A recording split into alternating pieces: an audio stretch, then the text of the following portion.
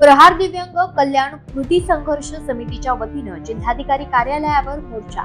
जिल्हाधिकारी कार्यालयासमोर प्रहार दिव्यांग कृती संघर्ष समितीच्या वतीनं विविध मागण्यांसाठी निषेध आंदोलन करण्यात आलं असून यावेळेस राज्य सरकारच्या विरोधात घोषणाबाजी करत आंदोलकांनी निषेध व्यक्त केला।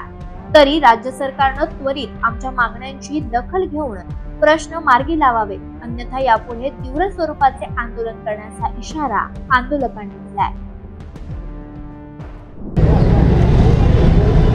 या झोपलेल्या प्रशासनाला जाग करण्यासाठी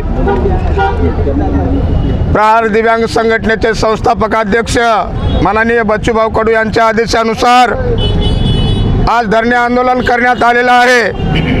दार सोडून वार करते तिला तलवार म्हणतात, दार सोडून वार करते तिला तलवार म्हणतात। या महाराष्ट्रामध्ये एकच वाघ आहे, विधवा, निराधार, दिव्यांग, शेतकरी, शेतमजूर यांचे कामे करतो त्यांना बच्चू कडू यांना प्रहार म्हणतात, यांना प्रहार म्हणतात।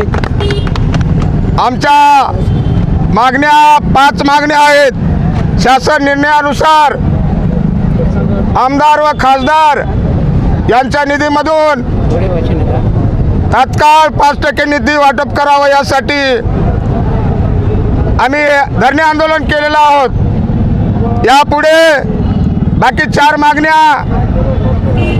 आहेत। यापुढे आमच्या जर मागण्या या 1 ते 1.5 महिन्यामध्ये मान्य नाही झाल्या तर प्रहार स्टाईलने आम्ही धरणे आंदोलन केल्याशिवाय राहणार नाही याची प्रशासनाला ग्वाही देतो।